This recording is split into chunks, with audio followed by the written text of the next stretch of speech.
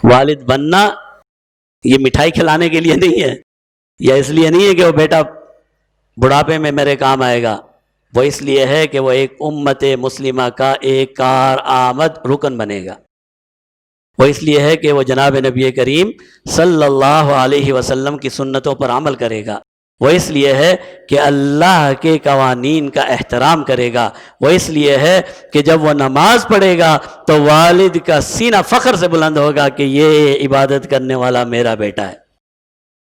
اس لیے تو نہیں ہے کہ بھئی بیٹا ہو گیا اور بس بات ختم ہو گئی، نہیں۔ کیا یہ میری اور آپ کی ذمہ داری نہیں ہے کہ یہی عقیدہ جو ہمارے اندر موجود ہے کہیں نہ کہیں ہلکی سی امید باقی ہے؟ آپ ذرا سوچئے، کیا میں اپنی اولاد کو یہ امید دے پا رہا ہوں یا نہیں دے پا رہا؟ ہماری اولاد ہم سے 1000 درجے برے زمانے میں موجود ہے، اور آنے والا زمانہ اس سے بھی برا ہو سکتا ہے۔ جو غلاظتیں، جو برائیاں، جو اللہ کی نافرمانیاں ہم سوچ بھی نہیں سکتے تھے، آج وہ ہماری آنکھوں کے سامنے آ رہی ہیں۔ جب ہماری آنکھوں کے سامنے یہ زمانہ ہے تو میری اولاد کے سامنے کون سا زمانہ ہوگا؟ اور اس پر سب سے بڑا ظلم یہ ہے کہ والد اپنی اولاد کو یہ نظریہ نہیں دے پا رہا کہ بیٹا تو فضول نہیں ہے، تیری زندگی کا کوئی مقصد ہے۔ آج کا والد، میرے پاس اتنا ٹائم ہی نہیں ہے یار، میں پتہ نہیں کہاں گم ہوں، کسی گاڑی میں، کسی نوکری میں، معاف کیجئے گا کسی چھوکری میں، کسی نام اور عزت کے مرتبے کو پانے کے لیے جو میں نے اپنی زندگی کا سب سے بڑا نقصان کیا ہے، وہ نقصان یہ ہے کہ میں نے اپنی اولاد سے اپنا تعلق توڑ دیا ہے۔ ٹائم ہی نہیں ہے، پہلے تو میرے پاس ٹائم نہیں ہے، اور دوسرا پھر میری اولاد مجھ سے بھی زیادہ مصروف ہے ماشاءاللہ۔ ان کے پاس وہ چیزیں آ گئی ہیں کہ ایک لمحے کے لیے وہ انہیں چھوڑنے پر تیار نہیں ہے، کیا ٹک ٹاک اور کیا یہ اور کیا وہ۔ میں تو برا تھا، میں برا کیوں تھا بھئی؟ میری دوستیاں بری تھی، یہی ہوتا ہے نا۔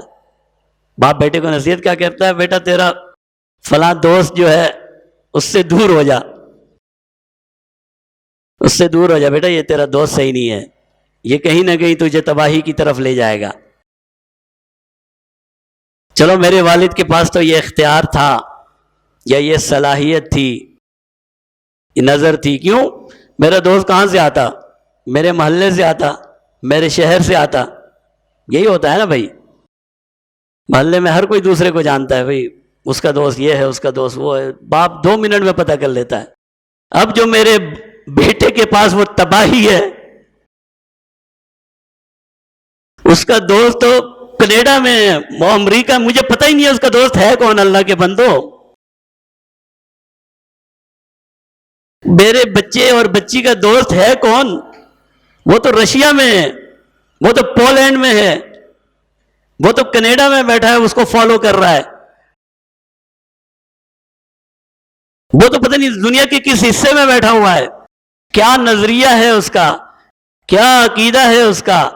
دن میں 100 بار میرا بیٹا اس کے ساتھ تعلق قائم کرتا ہے، 100 بار اس کو دیکھتا ہے، کیا آج ڈالا ہے، آج کیا ہوا ہے۔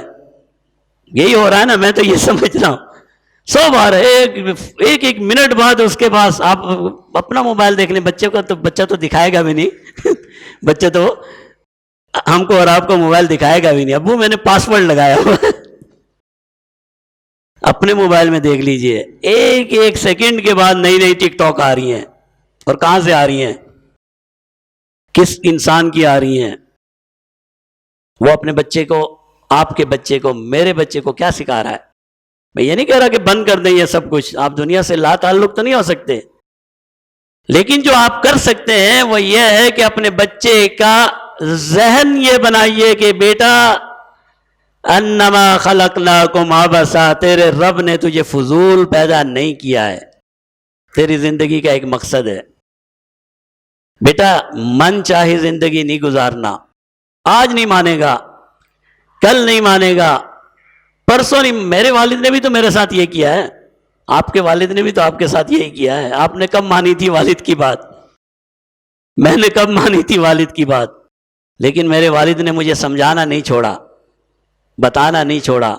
آن لائن آتے ہیں نا، چلو آج نہیں، کل نہیں، پرسوں نہیں، 40 سال کے بعد نہیں، 50 سال کے بعد نہیں، 60 سال کے بعد نہیں، میرے ذہن میں ایک نصیحت ہے جس سے میں فائدہ حاصل کر سکتا ہوں.